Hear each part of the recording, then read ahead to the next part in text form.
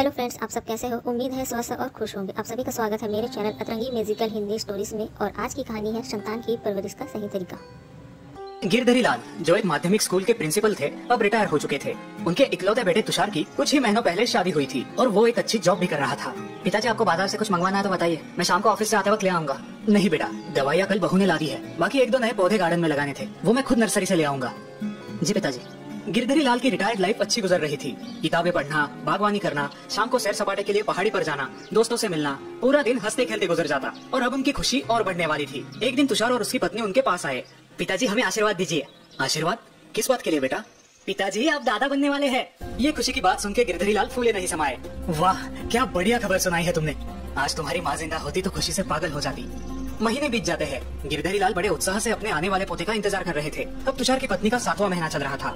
ये लो बहू, तुम्हारे लिए। ओह, बहुत सुंदर है। धन्यवाद पिताजी। बहू, खाना ठीक से खा रही हो ना? जी पिताजी, आपकी सारी सलाहें बहुत काम आ रही है। लेकिन आज तुषार की माँ जिंदा होती तो तुम्हें सिर पे बिठाती। तभी तुषार बाजार से सामान लेके घर आता है। सीमा, आज तुम सिर्फ आराम करो, मैं खाना बनाऊंगा। बिल्कुल ठीक तुषार, आज खाना हम दोनों मिलकर बनाएंगे। बहू को आज छुट्टी।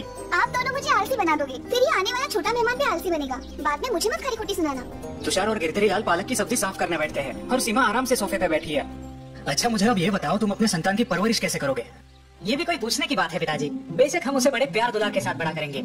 हाँ, उसे जो चाहिए वो सब उसे देंगे। उसकी सारी इच्छाएं पूरी करेंगे। उसे किसी भी प्रकार की कठिनाइयों का सामना नहीं करने देंगे। बिल्कुल, उसे हर मुसीबत से दूर रखेंगे।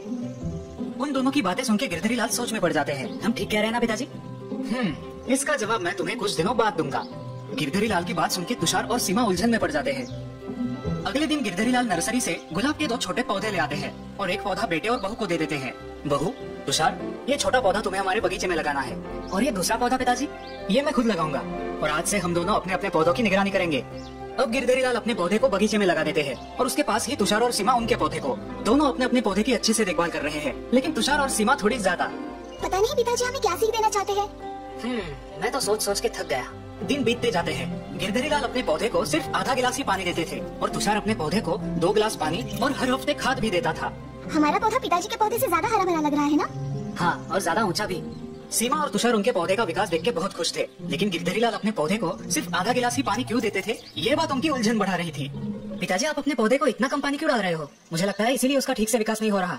सही वक्त आने दो, मैं तुम्हारे सारे सवालों का जवाब दूंगा। एक दिन रात को अचानक तूफान आता है। जोर की हवाएं चलती है।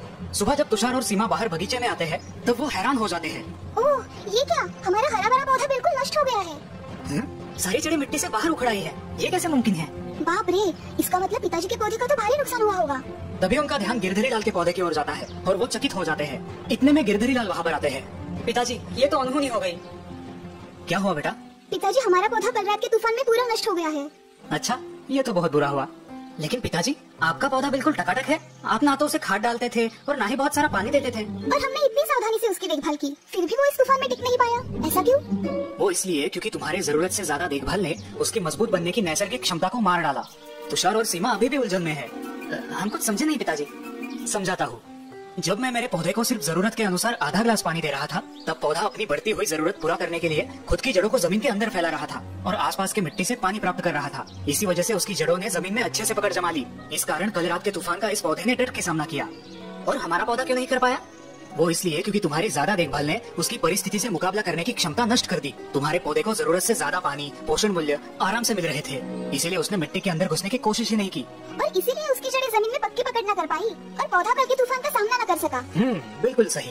लेकिन आप हमें इस अनुभव से क्या सीख देना चाहते हैं? हमारी संतान भी इसी पौधे की तरह होती है। उनकी बढ़ती उम्र में अगर उन्हें जरूरत से ज्यादा लाड़ प्यार और देखभाल मिले तो उनकी कठिन परिस्थितियों से लड़ने की क्षमता विकसित नहीं होती और जिंदगी में उन्हें संकटों का सामना करना मुश्किल होता है। एकदम सही। हाँ, ये बात समझ में। थैंक यू पिताजी, हम आपकी सलाह याद रखेंगे।